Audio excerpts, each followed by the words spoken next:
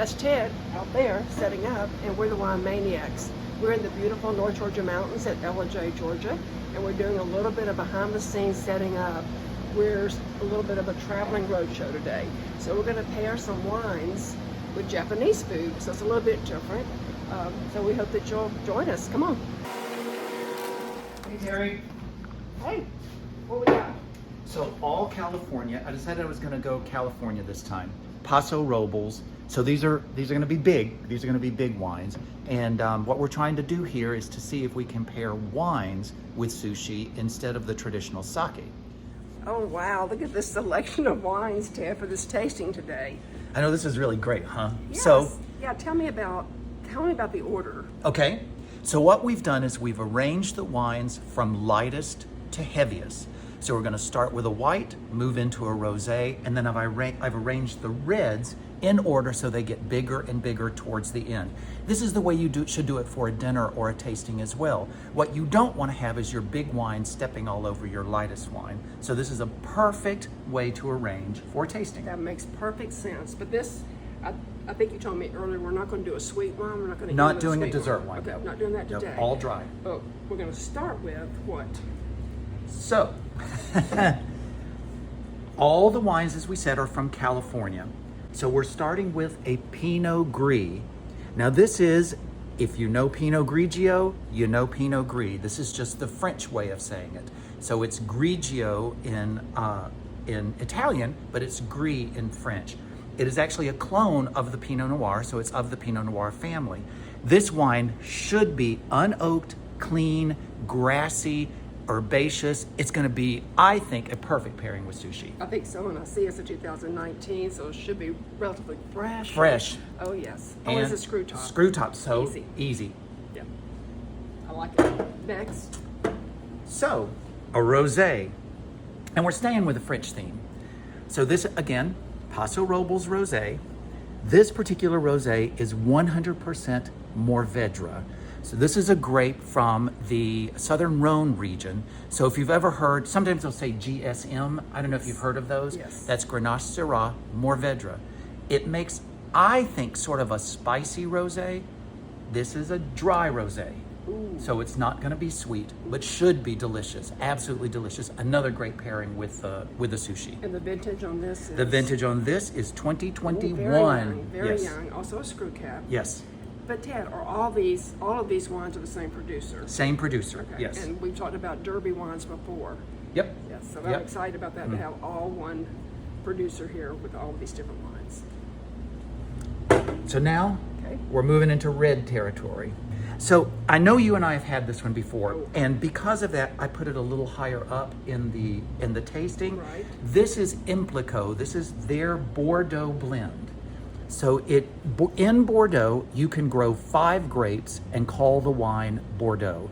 This is all 5: Cabernet Sauvignon, Merlot, Cab Franc, Malbec, and Petit Verdot.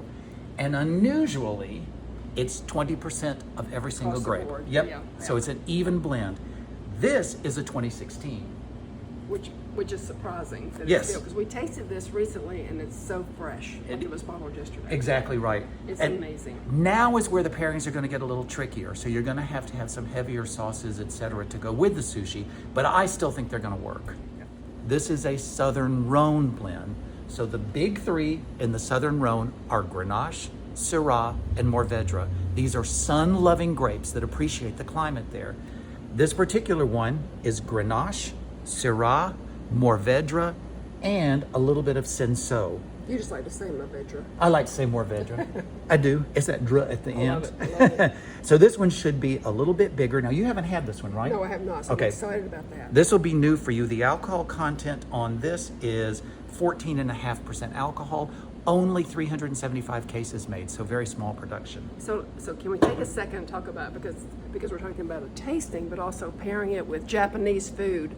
So I would say starting out with a lighter wine, so we'd do some edamame maybe. Right. Maybe getting into a little bit bolder, maybe. Bolder flavors. Maybe some hot stickers, maybe. Oh, Yeah. It's not Japanese. Well, but you know, there is Japanese barbecue. Japanese barbecue. So, and he served some of that here. Yeah. Tempura, and then into some fish towards this end, perhaps. Yeah.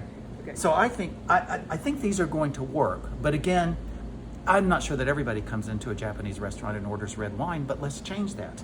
Well, can I just say I'm not a fan of sake. I appreciate it, but if I'm going to go in a restaurant, I'm going to order wine with my meals. I agree. I agree.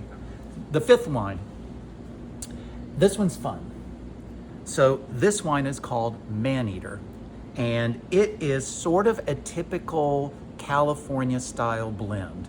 So this actually is Zinfandel from 3 different vineyards that are all owned by Derby. So they get the best from each vineyard. And I want to talk a little bit about that, if that's okay. Absolutely. So Absolutely. one vineyard may be higher, so the grapes don't get quite as ripe, and it will provide acidity to the wine. One where it's maybe lower, where the grapes get quite ripe, that's going to add the body and the alcohol. Maybe a sandy soil will provide the fruit. So the producers know what each particular region is going to bring to the wine, so they blend the grapes based on that. And they'll change from year to year, depending upon which has a good year and which doesn't. I'm looking forward to this. I'm looking forward to Maneater. And this is a great example of packaging. And this one only has 336 cases produced. Yes, see, again, small production. Small production, which is always appealing to me. Yes. And that tells me it's going to be something a little bit different, probably. So, just a Maneater. And finally, everybody, we're ending with the sledgehammer. So we're ending with Petite Syrah. So the first thing I want to tell you is, notice the spelling of Syrah. This is not the same as the Southern Rhone Syrah. This is a different grape. It's related to it, but it is different. The berries tend to be quite small. It's very, very potent, very big, very fruit forward. This wine is, so this actually has spent 32 months aging, so 32 months in oak, and it says here 25% is new oak, so that's going to add most of the oakiness to it. Yes. And it is, what's the alcohol content? Oh, this is a 2015 vintage, and the alcohol content is, I thought that was it. Whoa! Holy cow, 16.3. That is teeny weeny writing. Wow. So this is, we've covered all the bases with this. So we've given you sort of the best of Paso Robles in this tasting. Once our guests arrive, you're going to get their impressions as well and see what they think about all of these wonderful wines. Well, I think that's a great tasting. I I'm think looking so forward too. to